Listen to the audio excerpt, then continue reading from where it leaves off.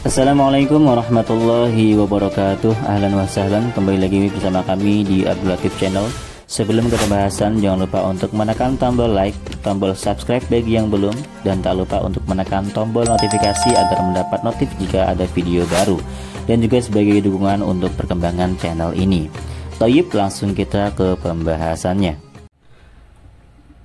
Halo santri online dimanapun Anda berada, jumpa lagi dengan saya Abdul Latif dalam kajian kitab-kitab kuning. Nah, di video ini kajian kita adalah kitab Al-Minah Husaniyah Alal Wasiyatil Matbudiyah. Kitab ini ditulis oleh Imam Asy-Sya'rani. Kitab yang sangat bagus, sangat ringkas, sangat kecil tapi penuh makna. Ini kitabnya teman-teman. Jadi tipis sekali kitabnya ini. Bagus tapi isinya teman-teman. Kalau teman-teman ingin belajar ya, ini bagus sekali kitabnya. Nah, di sini kita sudah sampai pada halaman ke-12 cetakan Toha Putra. Temanya kita pada hari ini yaitu jangan tinggalkan sholat berjamaah. Bagaimana sholat jamaah ini penting sekali, dan saat ini banyak sekali orang yang sudah lupa akan pentingnya sholat berjamaah. Nah, untuk lebih jelasnya ikuti kajian ini sampai selesai, dan jika Anda menyukai channel-channel seperti ini, kajian seperti ini silahkan di like, komen, dan subscribe ya teman-teman. Baik, kita akan langsung mulai. Tanbihun. Nah, kita sudah sampai pada tanbihun. Anda bisa lihat di halaman 12. Tanbihun, peringatan. Yang bagi liman saqul alaihi qiyamul lail, selayaknya bagi orang yang berat menjadi beban alaihi atasnya man apa qiyamul lail wa taradafa, dan datang terus-menerus alaihi atas orang tersebut apa al-qaslu, kemalasan. Yang bagi apa ayyaftisha, hendaknya dia memeriksa, mengintrospeksi nafsahu terhadap dirinya sendiri.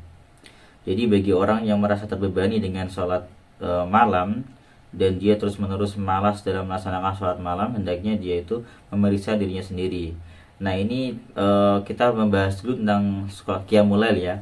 Di pembahasan sebelumnya memang kita membahas qiyamul lail, dan di sini saya lanjutkan sedikit penjelasan tentang qiyamul lail karena masih ada keterangannya tentang qiyamul lail ya, penting ya. Nah, bagi orang yang qiyamul lail itu kemarin dalam kajian kita itu qiyamul lail itu sangat penting bagi kita ya. Nah, kalau orang merasa berat akan menjalankan sholat malam dan dia terlalu ditimpa kemalasan dalam menjalankan sholat malam, maka hendaknya orang seperti ini harus memeriksa dirinya sendiri.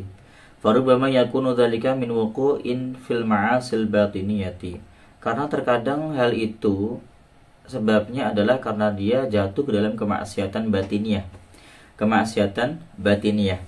Karyain wa kibrin, seperti riya, sombong, wa ujbin dan ujub, wa haqdin dan dengki, wa hasbin dan tertipu, wa hasadin dan iri, wa makarin dan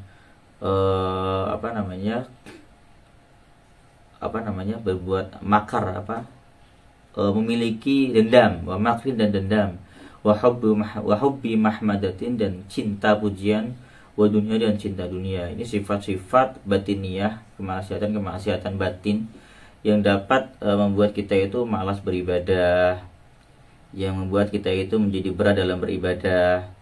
Nah, ini kemaksiatan. Jadi kadang orang merasa dirinya itu sudah benar karena tidak pernah melaksanakan kemaksiatan sama sekali. Perbuatannya nggak maksiat nih, tangannya, kakinya enggak, tapi hatinya ini bermasalah. Masalahnya di sini nih, dia riya, sombong. Nah, untuk menghindari semua ini harus gimana caranya? Ya, bagaimana caranya? Ya harus kita mempelajari ilmu yang berhubungan dengan ini, yaitu ilmu apa? Ilmu tasawuf.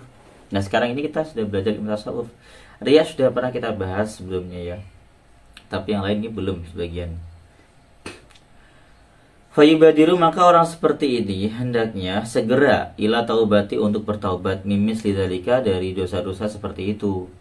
Wa ila, kalau dia nggak bisa segera bertaubat, hendaknya dia apa? Fa'alal umural mukaffirati lidzunub, hendaknya dia mengerjakan perbuatan-perbuatan yang dapat menghapus atau menebus dosa-dosa itu, dosa-dosa ujub dan sebagainya. Fa inna dzunuba, karena sesungguhnya dosa-dosa, idza kufirat, apabila telah dihapuskan atau ditebus, anil abdi, dari seorang hamba, faqad tahurat, maka akan menjadi bersih, apa dzatuhu dirinya. Jadi kalau dosa-dosa yang ada pada diri hamba sudah dihapuskan, ya kan, maka akan bersih jiwanya orang itu, akan jadi bersih hatinya. Wa ma baqiya mani'un minal wuqufi baina yaday rabbiha. Dan tidak tersisa penghalang yang menghalangi dia untuk berdiri di hadapan Tuhannya. Fitil kal mawaqibi asyarifah, di prosesi yang mulia itu, illa adamul qismati, kecuali tidak adanya bagian bagi dia. Maksudnya begini, ketika seseorang sudah membersihkan jiwanya benar-benar dari dosa-dosa, maka dia tidak akan dapat terhalang untuk melaksanakan sholat-sholat qiyamul lail. Jadi rasa malas, rasa beban itu hilang. Jadi ringan sekali melaksanakan qiyamul lail. Jadi udah nggak ada penghalang lagi untuk dia qiyamul lail, kecuali memang dia ditakdirkan oleh Allah sebagai orang yang biasa saja ya. Jadi bisa ya. Ila adamul qismah, kecuali tidak ada bagian bagi dia. Jadi dia emang nggak bisa sholat malam. Bisa jadi karena siangnya sibuk, ya kan. Jadi qiyamul lailnya terganggu. Membuat orang yang sibuk ya teman-teman ya, santri-santri online. Bagi yang sibuk siang, malam nggak bisa qiyamul lail, cukuplah Anda qiyamul lail itu sebelum sholat subuh. Pada jam 4 ya, jam 4 atau jam setengah 4 itu sudah cukup itu insya Allah ya, qiyamul lail. Nah di sini terjemahannya, siapapun yang merasa terbebani dan selalu malas melaksanakan sholat malam, maka hendaknya memeriksa dirinya sendiri. Karena hal ini mungkin disebabkan dosa-dosa batinnya seperti dosa riya, sombong, ujub, iri hati, tipu daya, senang dipuji, dan cinta dunia dan lain-lain. Hendaknya ia segera bertobat dari hal tersebut. Jika tidak bisa, maka ia bisa melakukan perbuatan-perbuatan yang dapat menghapuskan dosanya, kayak sedekah, infak, ya kan, belajar ilmu, itu juga semua amalia-amalia yang dapat menghapuskan dosa.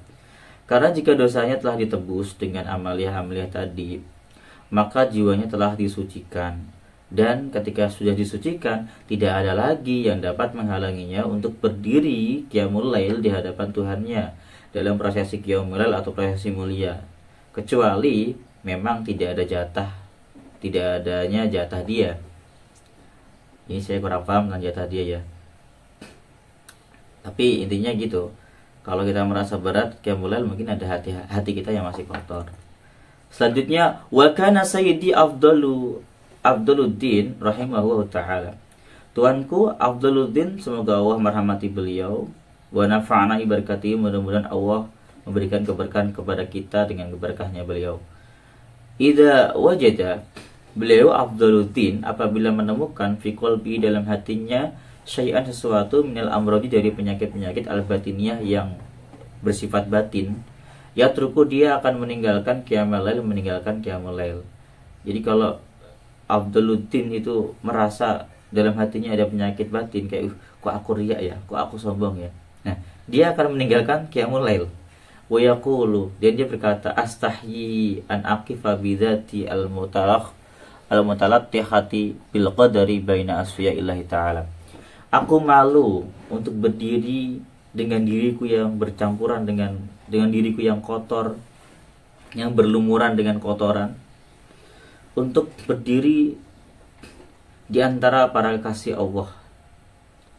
Jadi ibarat gini, qiyamul lail itu merupakan tempat waktu istimewa di mana para kekasih Allah itu pasti di malam itu selalu bangun, setiap malam itu, untuk bermunajat kepada Allah Subhanahu wa taala. Setiap hari pasti seperti itu. Ini orang-orang soleh.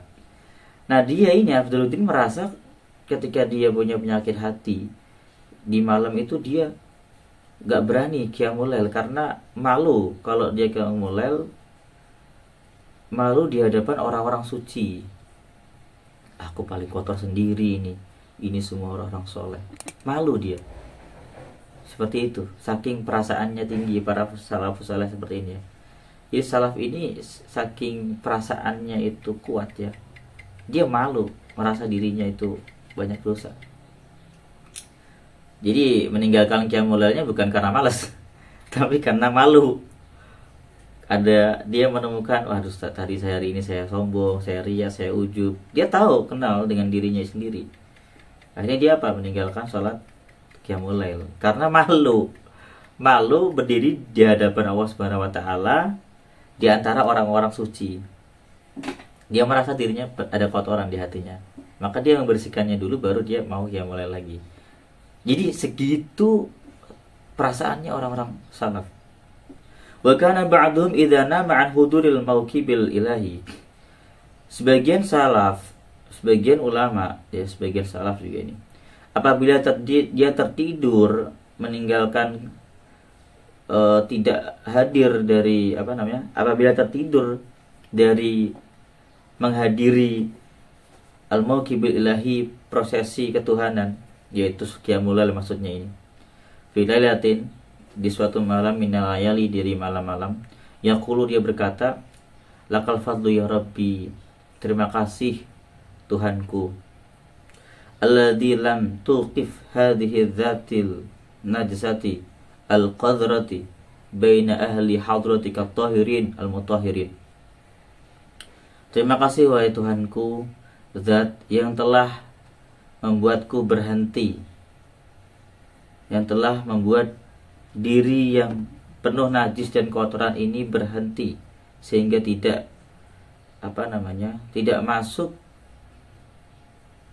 masuk dalam prosesi mulia bersama orang-orang yang suci dan mensucikan. Sama seperti tadi. Jadi dia berterima kasih kepada Tuhannya karena dia malu kalau misalkan dia ikut qiyamul lail di antara orang-orang soleh. Jadi sebenarnya dia itu sholat sendiri.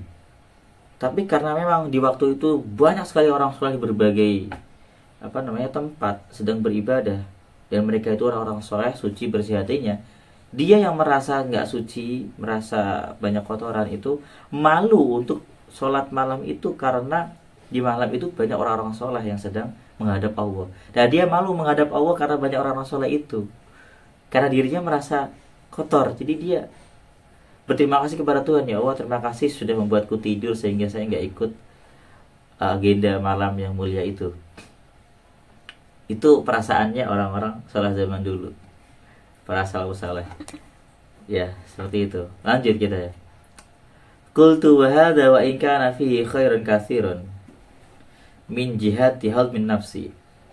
Aku berkata, ini Imam Syaroni berkata ya, hal ini walaupun di dalamnya terdapat kebaikan yang sangat banyak dari segi menghancurkan nafsu, fayam bagil abdi, maka selayaknya bagi seorang hamba ayan dima, untuk menyesal, wa yahzana, dan bersedih, ala quwwati hadhi, atas kuatnya nafsu dia, minal wuqufi, dari berhenti baina yaday rabbihi, minal wuqufi, dari berdiri baina yaday rabbihi, di hadapan Tuhannya, fitil kal mawaqib syarifah, dalam prosesi-prosesi yang mulia itu, waqta tufraqu al-ghanaim, ketika dibagikan harta-harta rampasan. Maksudnya begini, hal ini salat qiyamul lail itu sangat mulia ya, sangat mulia sekali. Di dalamnya terdapat banyak sekali kebaikan, karena bisa mendidik nafsu, menghancurkan nafsu, sehingga nafsu itu bisa menjadi jinak dan menjadi mutmainnah. Selayaknya bagi seorang hamba itu menyesal dan juga bersedih atas kuatnya nafsu dia untuk selalu beribadah kepada Allah Subhanahu wa taala di malam-malam itu. Kenapa? Ya, jangan sampai membanggakan diri begitu. Jangan sampai membanggakan diri sehingga membuat dirinya merasa mulia di antara orang lain. Kan ini perkara yang mulia ya, qiyamul lail itu bagi orang yang paham ya. Jangan sampai ketika dia rajin qiyamul lail malah membuat dia itu menjadi semakin bangga dengan dirinya, ujub. Jangan sampai. Nah, karena di sini kata beliau, walaupun mulia seperti ini, dia harus tetap menyesali kesalahan-kesalahan dia dulu dan tetap bersedih. Jadi tetap merendah lah bahasanya begitu. Ya, koreksi kalau salah ya. Ya seperti itu ya. Terjemahannya, aku berkata, meskipun hal ini mendatangkan banyak kebaikan dalam menghancurkan nafsu. Ini maksudnya saya salah ketik ya. Hendaknya seorang hamba menyesali dan berduka atas kekuatan keberuntungannya berdiri di hadapan Tuhan yang Maha Kuasa dalam profesi mulia itu pada saat harta rampasan dibagikan.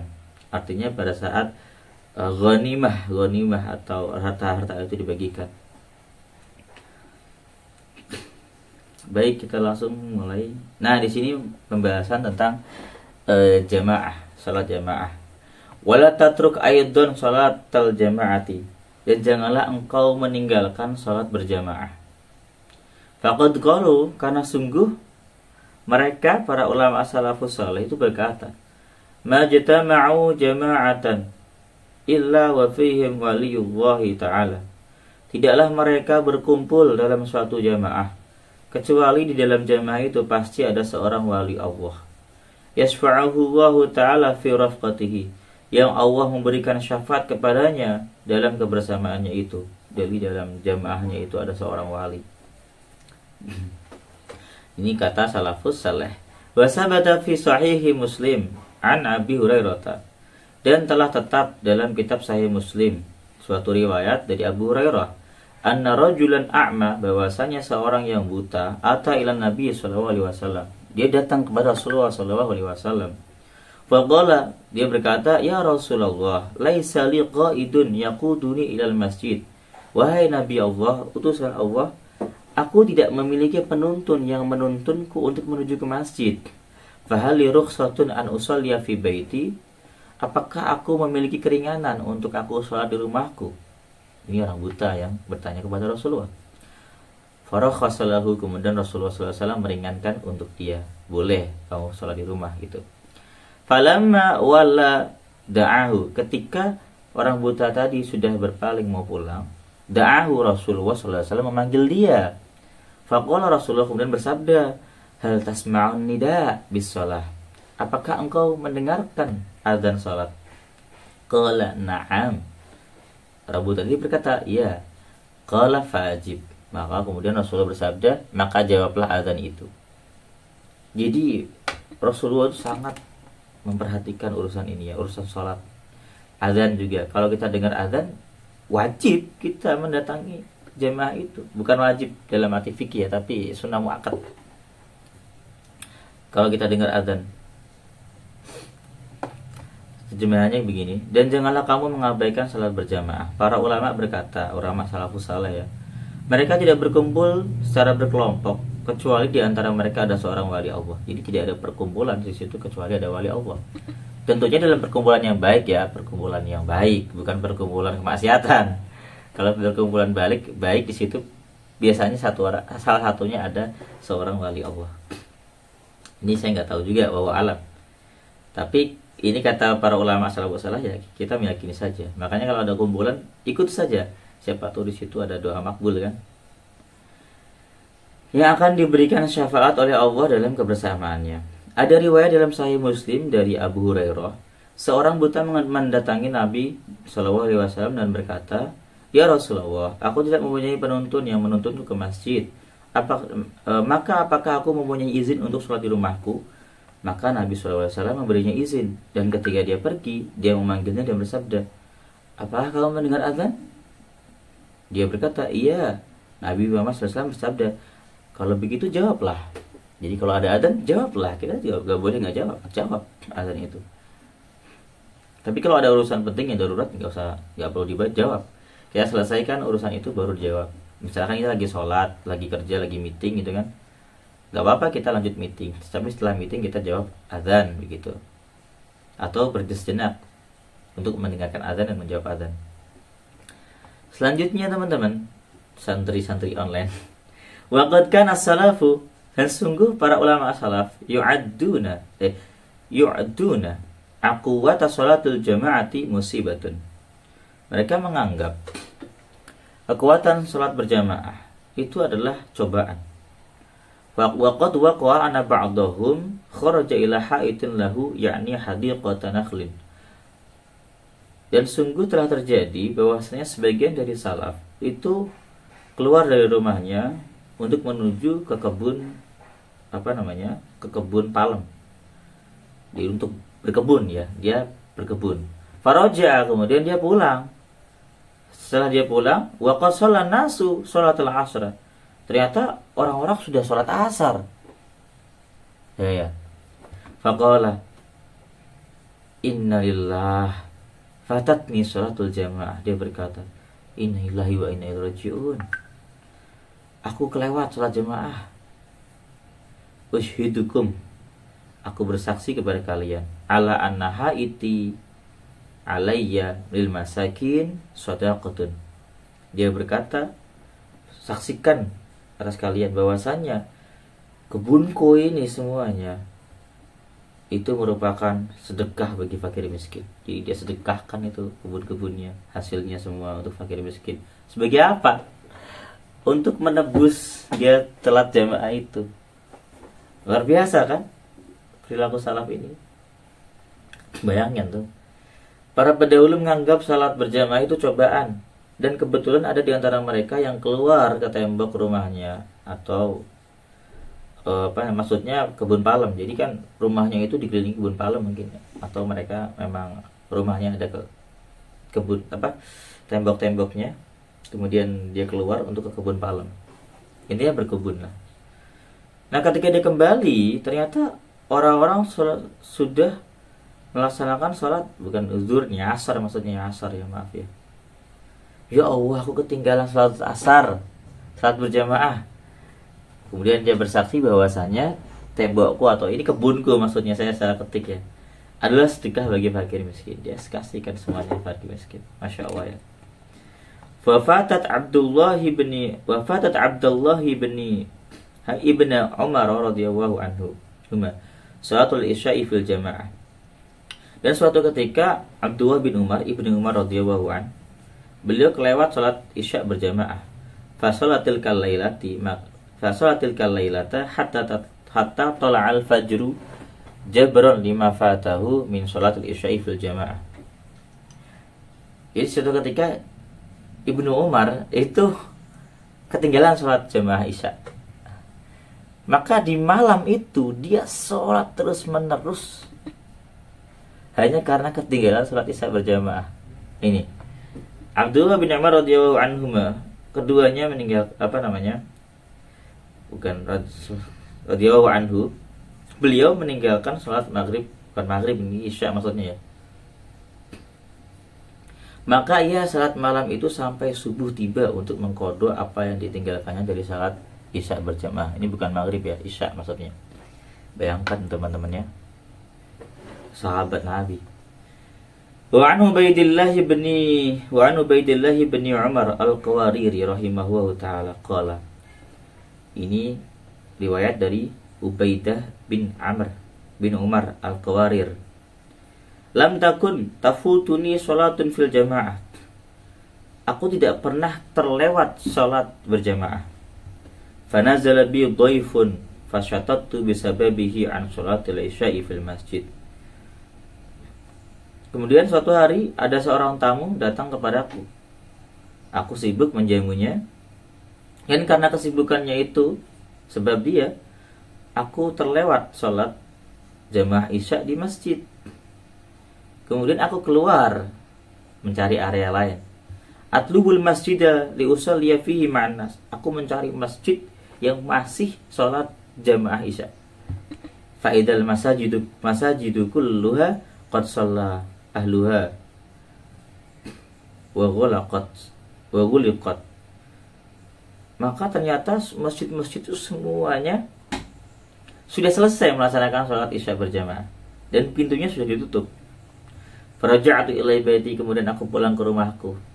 Wa ana hazinun ala fawati sholatil jamaati, dan aku sedih sekali karena sudah meninggalkan sholat jamaah, kelewat. Faqultu, maka aku berkata, warada fil hadis, ada dalam hadis, innal jama'ata tazidu ala sholatil fardhi 27. Sesungguhnya sholat berjamaah, Nabi SAW bersabda, sesungguhnya sholat berjamaah itu mengungguli atas sholat sendirian sebanyak 27 derajat. Nah, karena hadis ini, Fasolaitu maka aku sholat al-isya, sholat isya sab'an wa isrina maratan. Aku sholat isya 27 kali. Semanumtu, kemudian aku tidur. Faro'aituni, kemudian aku melihat dalam tidurku, filmaran dalam tidurku, aku melihat diriku dalam tidurku. Ala farosin, sedang menunggangi kuda. Ma'a qaumin, bersama orang-orang, ala khailin, atas kumpulan kuda. Jadi dia melihat dirinya naik kuda di antara sekumpulan orang yang naik kuda. Wahum amami, para kumpulan orang berkuda itu di depanku, aku di belakang mereka. Wa ana arkudu faroshi khalfahum fala ulhiquhum. Kemudian aku mecut kudaku di belakang mereka untuk mengejar mereka, kaum-kaum itu. Tapi aku tidak pernah bisa mengejar mereka. Faltafata ilayya wahidun minhum. Kemudian menoleh salah seorang di antara mereka kepadaku. Wa qala, tut'ibu farasak.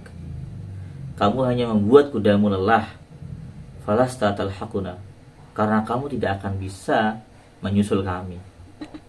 Itu salah seorang yang naik kuda tadi, yang di depan dia. Faqultu, aku berkata, walima ya akhi, kenapa demikian wahai saudaraku? Qala, li'anna shallaina al-isya'a fil jamaah. Karena kami sholat isya berjamaah. Wa anta, dan kamu qad shallaita wahdak. Sesungguhnya engkau sholat sendirian. Fastaiqatu wa ana mahmumun hazinun. Mendengar perkataan itu, aku kemudian bangun dari tidurku. Fastaiqatu, aku bangun dari tidurku. Wa ana mahmumun hazin, dan aku sangat sedih dan gelisah. Wah, itu sholat jamaah loh teman-teman. Gak bisa dikejar dengan sholat sendirian walaupun dia sholat 27 kali. Ini terjemahannya teman-teman ya. Ini bisa dibaca sendiri. Lanjut. Wa qala ba'du salaf, dan berkata sebagian salaf, ma fatat ahadan sholatul jamaati, tidaklah terlewat kepada seseorang apa sholatul jamaati, sholat jamaah, illa beda bin asabahu, kecuali karena sebab dosa yang menimpa dia. Wa qad kanu yu'azzuna anfusahum sab'ata ayyamin idza fatat ahadum sholatul jamaati. Jadi tidaklah seseorang itu terlewat sholat jamaah kecuali karena ada dosa yang dia pernah lakukan. Jadi ada suatu dosa yang membuat dia itu bisa terlewat sholat jamaah. Mereka para salaf itu, sebagian salaf akan bersedih atau berkabung selama 7 hari apabila mereka sekali terlewat sholat jamaah. Sedihnya itu sampai 7 hari. Insya Allah ya. Wakila rak'atun. Dan dikatakan ketika mereka terlewat satu rakaat dari sholat berjamaah, sedihnya sampai 7 hari. Jadi mereka terlewat 1 rakaat dari sholat jamaah, masbuk misalkan, itu sedihnya sampai 7 hari. Wa yu'azzuna anfusahum salah satu ayamin idza fatathum takbiratul ula ma'al imam. Dan mereka berkabung bersedih selama 3 hari ketika mereka terlewat mengikuti takbiratul ihramnya imam. Wah, itu bagaimana mental para salaf ini ya teman-teman, sampai jiwanya itu berkabung sedih ketika terlewat sholat jamaah, bahkan ini terlewat takbir bersama imam. Ini luar biasa, ini harus kita teladan. Kalau kita mau ikut salaf ya begini. Salaf itu perilakunya seperti ini, sangat mulia. Terjemahannya, beberapa orang pendahulu berkata, para salaf ya, tidak ada seorang pun yang meninggalkan sholat berjamaah kecuali karena dosa yang menimpanya. Mereka biasa menghibur diri atau ta'ziyah atau berkabung diri itu selama 7 hari. Jika seorang meninggalkan sholat berjamaah dan rakaat diucapkan, atau 1 rakaat, ini salah terjemah ya, dan mereka bertaziah selama 3 hari, menghibur diri atau ya karena sedih maksudnya itu dia saking sedihnya gitu. Jika mereka melewatkan takbir pertama bersama imam. Nah, demikian kajian kali ini. Jika manfaat, silahkan di komen, like, dan share. Silahkan kita bisa ikuti kajian-kajian yang lain. Kita akan sampai hatam kitab ini. Sekian dari saya. Kalau ada salah kata saya mohon maaf. Kesimpulannya, jangan tinggalkan sholat berjamaah. Assalamualaikum warahmatullahi wabarakatuh.